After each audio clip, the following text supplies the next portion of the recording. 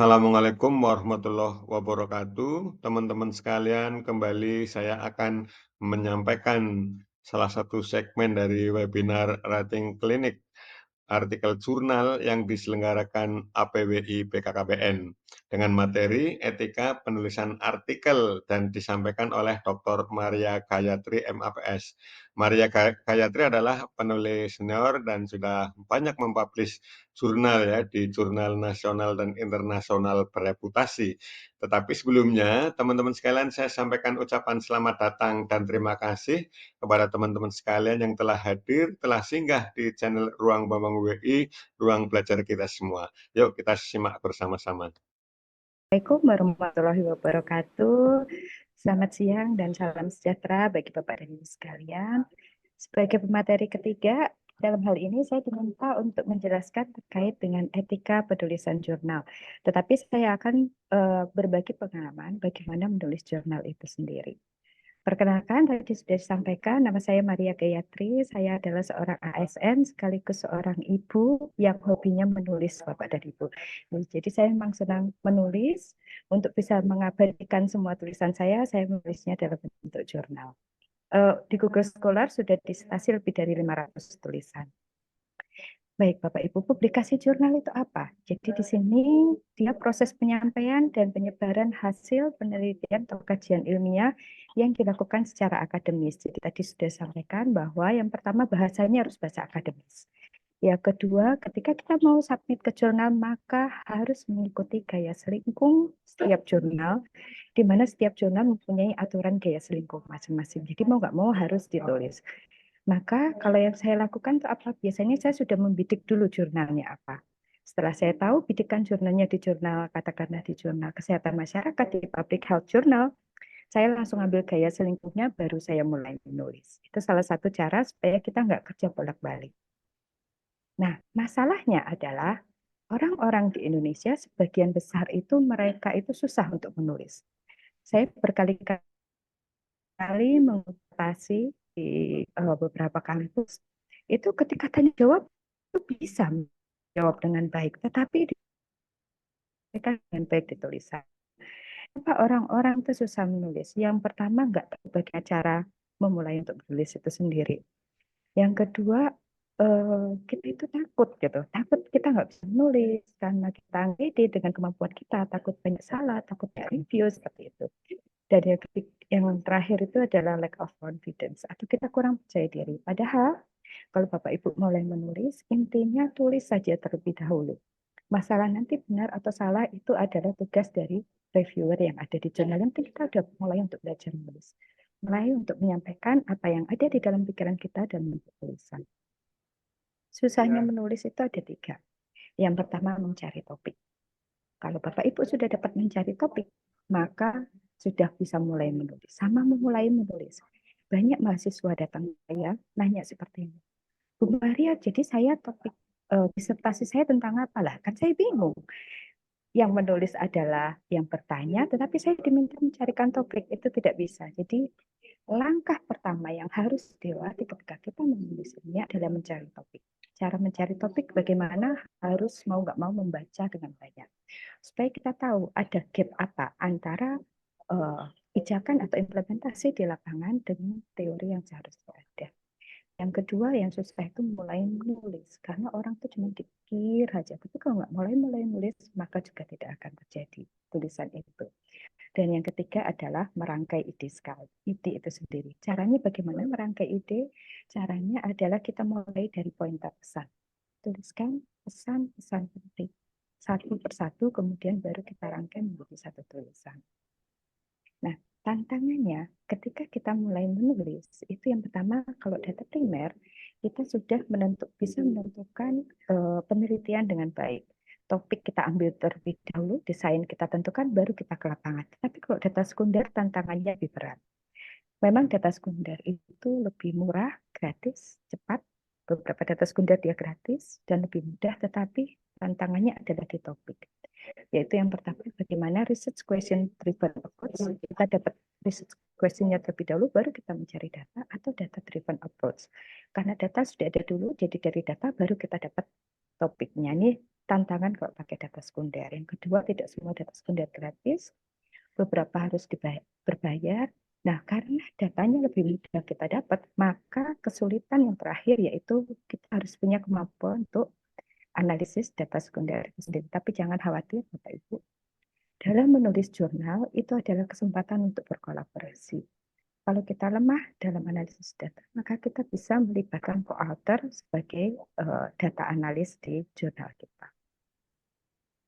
Ini penulisan ilmiah yang membedakan dengan tulisan yang lain, dia harus kritis, harus objektif, dan ada novelty-nya. Karena saya sebagai reviewer di jurnal-jurnal, baik jurnal nasional maupun jurnal internasional, dalam review pasti pertama yang saya tanyakan yaitu terkait dengan apa beda penelitian yang sedang dikerjakan sekarang dengan penelitian sebelumnya. Nah, maka novelty ini harus kita dapat terlebih dahulu.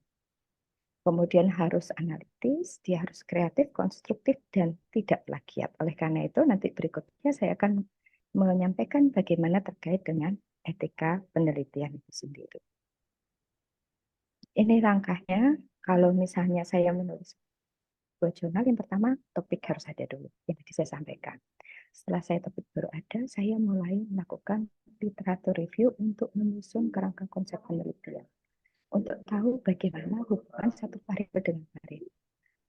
Baru yang ketiga, saya mencari novelty-nya, kemudian saya mencari sumber datanya karena saya Maaf tahu Mbak saya... Maria, suaranya Oh, bisa lebih oh, besar mungkin. oke. Kalau sekarang Kurang gimana? besar ya. Oke. Kalau sekarang gimana, Ya Mbak? cukup cukup. Ya. Ya. Kemudian yang keempat, saya mencari sumber datanya karena saya kuat statistik sehingga saya lebih banyak memanfaatkan data sekunder. Setelah itu baru saya setelah dapat literatur review di depan, saya mulai menyusun kerangka analisisnya, kerangka pikirnya, saya olah data, nulis, kemudian dilakukan revisi dan citasi. Langkah-langkah yang saya tuliskan ini kelihatannya mudah Bapak Ibu, tetapi sebenarnya susah.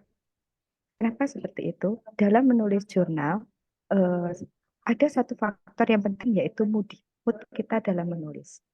Saya dalam satu tulisan jurnal internasional, saya pernah menghabiskan waktu 2 tahun. Tapi akhirnya dia publish dalam 2 tahun. Tapi pernah juga saya menulis hanya dalam waktu 4 hari. Dan akhirnya publish juga di jurnal Scopus 2. Jadi tergantung dari mood menulis. Oleh karena itu ketika kita menulis, maka kalau bisa lingkungan diamankan dulu, kemudian kita sudah mempunyai bekal-bekal yang banyak terkait dengan literatur review itu sendiri. Ini manfaatnya menulis itu apa? Yang pertama sharing knowledge, karena hingga nanti ketika kita dipanggil oleh yang di atas, kita masih punya sesuatu yang bisa dibagikan oleh orang lain. Yang kedua, update pengetahuan, peluang kolaborasi karena memungkinkan adanya co-authors. Kemudian kita lebih dikenal luas dan juga bisa memberikan manfaat bagi yang lain. Dan yang terakhir ini adalah tujuan saya menulis, yaitu saya punya kepuasan batin. Karena saya bisa menyampaikan semua yang ada, ide yang ada di pikiran saya bisa saya tuangkan dalam bentuk tulisan. Sekarang saya masuk ke dalam etika publikasi. Kenapa harus ada etika publikasi? Yang pertama yaitu melindungi akurasi hasil penelitian itu sendiri. Yang kedua, melindungi hak kekayaan intelektual.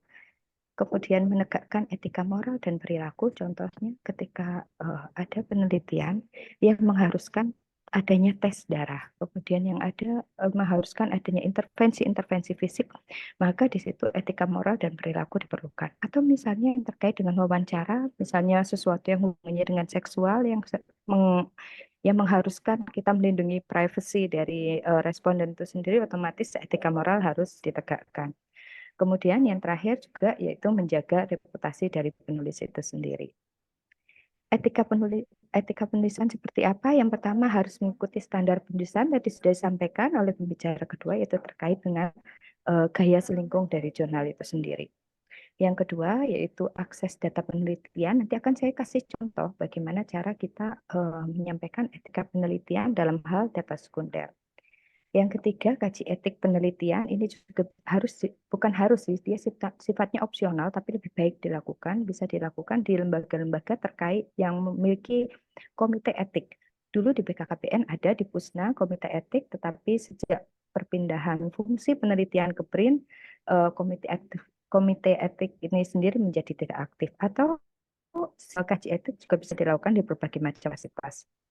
Yang keempat, terkait originalitas dan juga plagiarisme, kemudian harus mengikuti submission dari guidance di masing-masing jurnal, pencantuman referensi juga harus, maka dari itu, supaya referensi tidak ada yang ketinggal untuk menghindari plagiarisme, wajib digunakan dan dimanfaatkan teknologi yang ada.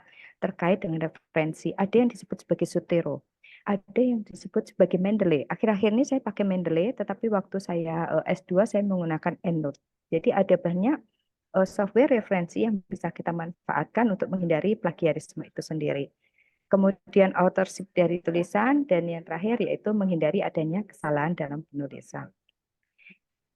Etika penelitian ini tetap dijunjung tinggi karena yang pertama itu semua menentukan dari kejujuran kita dalam analisis, dan kita memastikan bahwa penelitian kita tidak merugikan orang lain dan harus menjamin kerahasiaan data dari privasi responden. Oleh karena itu, untuk penelitian yang menggunakan data primer, kita wajib melakukan apa yang disebut sebagai informed consent. Jadi dalam informed consent itu sendiri, responden harus menandatangani informed consent yang menunjukkan bahwa memang dia dengan sukarela membantu atau berproses di dalam penelitian, dan si peneliti juga menjamin kerahasiaan data dan informasi yang sudah diberikan oleh responden, tidak menyebarluaskan, dan semuanya hanya digunakan untuk penelitian. Maka dari itu informed consent merupakan bagian penting dalam menjaga kerahasiaan dan juga privasi responden. Dan yang terakhir yaitu memastikan bahwa penelitian tersebut memang tidak bertentangan dengan regulasi yang berlaku. Ini kode etik penelitian karena kita harus patuh pada etika penelitian, novelty harus ada, data, kemudian tidak ada publikasi ganda karena ini disebut sebagai self plagiarism, yaitu saya memplagiat tulisan saya sendiri. Itu tidak boleh. Self plagiarism maupun plagiarism yang lain sangat diharamkan dalam penulisan ilmiah.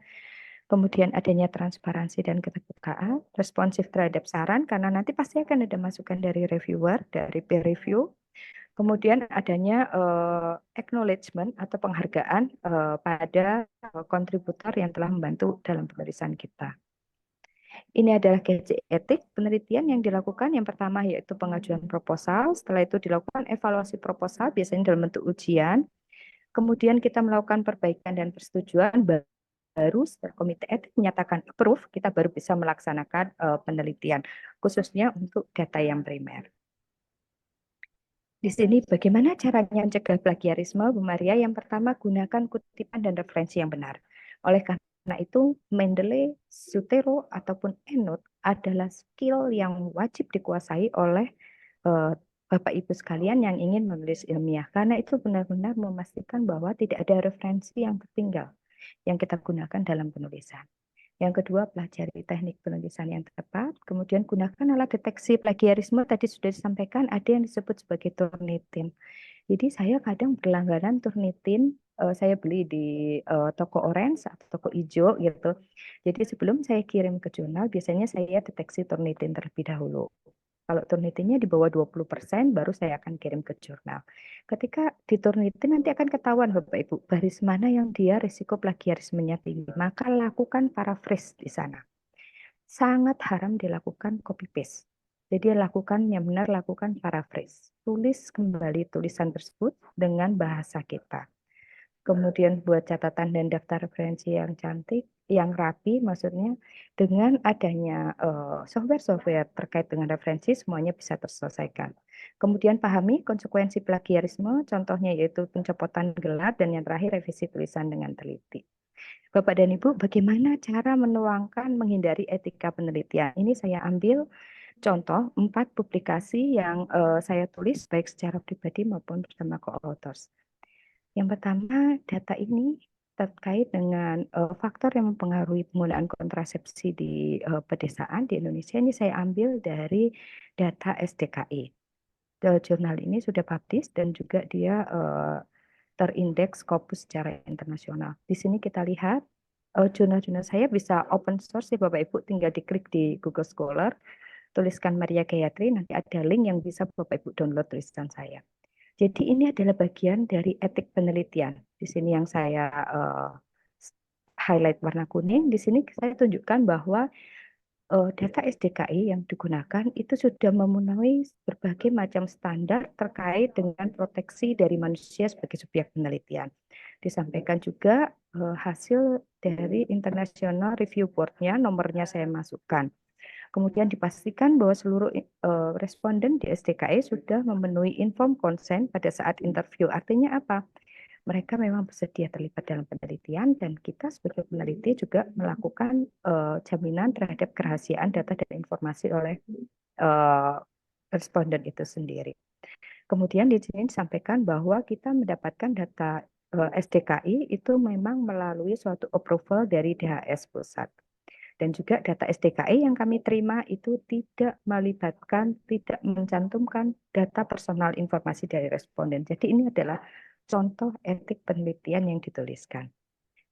Itu yang pertama. Yang kedua, ini ada juga penelitian, ini yang menulis banyak.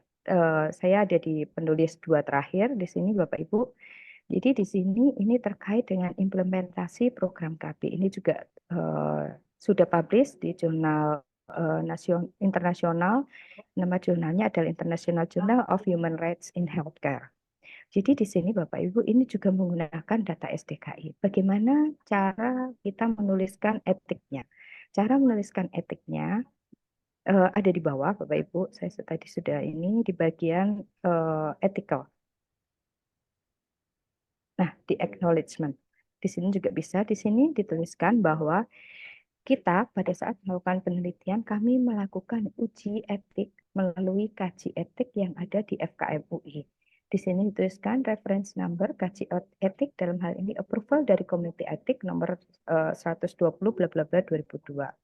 Kemudian disampaikan juga bahwa data SDKI yang kita peroleh ini juga kita perolehnya melalui approval dari DHS internasional dan juga di sini partisipannya memastikan bahwa mereka sifatnya voluntary atau mereka approve terhadap proses penelitian. Dan disampaikan juga terakhir bahwa data dan material yang kita gunakan di dalam penelitian itu bisa diakses oleh semua orang dan kita sampaikan linknya. Itu yang kedua. Yang ketiga, bagaimana caranya? Izin Mbak Maria, Ya. 2 menit lagi ya. Oke, siap-siap. 2 jurnal lagi. Ini juga tulisan yang saya tulis bersama para profesor di UI dan juga di Australia. Di sini kaji etiknya, sebentar, dia ada di bagian method biasanya. Nah, bagian approval.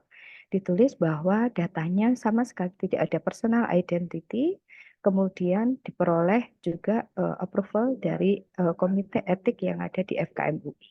Itu semuanya dituliskan dan ini tulisan yang keempat.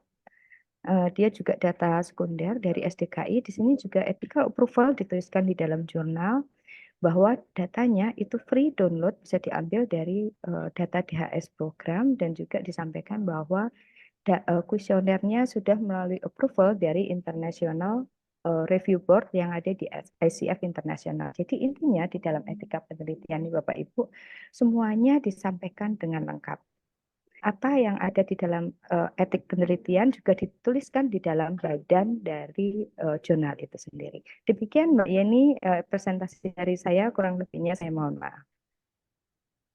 Catatan-catatan ini catatan penting buat para peneliti muda mungkin ya yang baru nubi-nubi nih, yang baru mau mulai menulis juga ada hal-hal krusial yang harus jadi perhatian kita saat kita mau publish di satu jurnal.